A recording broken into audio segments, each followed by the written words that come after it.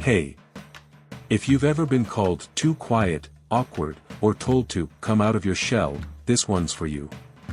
What if that flaw is actually your superpower? Let's get into it. Thanksgiving. The door opens. Chaos begins. Mom, say hi to your uncle. 10 minutes, not a word. Dad, your cousin's toast was perfect, why can't you do that? Aunt, still so shy, huh? Uncle, kid's gonna struggle in the real world. You know that hot flush of shame? That moment you're drowning in noise, and all you want is quiet. Here's what they won't tell you, you're not broken.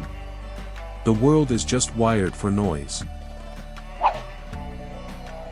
In 1921, Carl Jung revealed a fundamental truth: introversion isn't about being shy. It's about the direction of your energy. While others seek energy from the outside world, you generate it from within. Think of it like this: extroverts are like smartphones. They need to be plugged into the social grid, parties, small talk, constant stimulation, or they die. Introverts. We're like wireless charging pads. We generate our own power, but we need quiet to do it. It's not a preference. It's survival. Your coworker wants to hit happy hour after a 9-hour shift. You want to crawl into bed with a book. You're not boring, you're just running on 2% battery. And here's the kicker: society calls that a character flaw. But look at what history's real introverts said. Virginia Woolf wrote, "For most of history, Anonymous was a woman. She knew the power of quiet observation." Einstein put it blunter: "I am a horse for a single harness, not cut out for tandem or teamwork." These weren't excuses, they were operating manuals. You are not just shy. You are chemically different. Modern neuroscience has uncovered a crucial distinction: dopamine sensitivity. Dopamine is the reward chemical that floods your brain when you take risks, meet new people, or get loud. Extroverts have a low sensitivity to it, they need more stimulation just to feel normal. They are adrenaline junkies for social interaction. But you have a high sensitivity. A quiet conversation gives you the same neurochemical satisfaction that a crowded nightclub gives an extrovert. When you get overstimulated, your nervous system isn't failing. It's protecting you. It's saying, data overload. Initiating deep processing mode. You are a Formula One car. You aren't built for the chaotic stop-and-go of rush hour traffic. You are built for speed, precision, and the open track of flow state. Team player. People person. Good cultural fit. These aren't just buzzwords, they're shackles. From kindergarten, "Why doesn't she play with others?" to corporate America, let's discuss this at the open floor brainstorming session. The message is clear: conform or be cast out. But here's what they won't admit: this extrovert ideal is a relic of the industrial age. Factories needed interchangeable parts, including people. We're now in the information age. Value comes from unique insights, deep work, creative breakthroughs, introvert territory. Yet we're still living by factory rules. Take J.K. Rowling. Broke, depressed, scribbling Harry Potter in a cafe while her baby slept. She wasn't networking. She wasn't building her brand. She was alone, writing the story that would define a generation.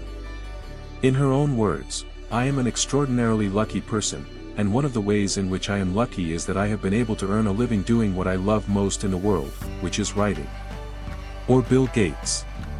During Microsoft's early days, he'd take think weeks, solo retreats where he'd read, think, and code alone. No meetings. No team building. Just deep work. That antisocial habit built a trillion-dollar empire. But most of us, we waste our gifts on forced fun. We attend office parties that drain our soul. We make small talk that kills our creativity. And the price isn't just boredom, it's biological. Chronic cortisol elevation from forced socializing leads to anxiety, depression, and burnout. Here's how you break free. Step 1. Stop apologizing. You don't owe anyone your energy. Saying no to a party isn't a sin, it's stewardship. Your energy is finite. Treat it like money. Step 2. Redefine social. You're not antisocial. You're strategically social. One deep conversation with a true friend greater than 100 surface-level chats. Quality over quantity isn't just a motto, it's your operating system. Charles Darwin spent years in near solitude, studying barnacles in his countryside home. That antisocial obsession led to On the Origin of Species. Henry David Thoreau literally wrote a book called Walden about the power of intentional solitude. These men didn't fail at society, they opted out of its nonsense. Step 3. Build your energy budget. Track what drains you and what fuels you. That brainstorming meeting? Minus 20 points. That podcast with a brilliant guest? Plus 15 points. Design your week like an athlete designs training, intense work, then recovery. Your recovery isn't laziness, it's when the magic happens. Neuroscience proves that deep insights occur during rest, not grind. We live in a world drowning in noise. Everyone's shouting, but nobody's thinking. The future belongs to those who can go deep. AI can handle the small talk, the surface-level tasks, the teamwork. It can't replicate your ability to sit with a complex problem until it unravels. It can't match your capacity for profound focus. This capacity for profound focus has a name. It's called the flow state. And you are biologically wired to access it easier than anyone else. Einstein didn't find relativity at a cocktail party. He found it alone, riding a streetcar, deep in thought. Steve Wozniak built the first Apple computer solo, after his day job, in his apartment. He said, "I'm going to be what I want to be, which is an engineer and a geek. I'm not going to run around and be a social person." The truth is, the world doesn't need more chatter. It needs more depth. More thought. More careful, quiet creation.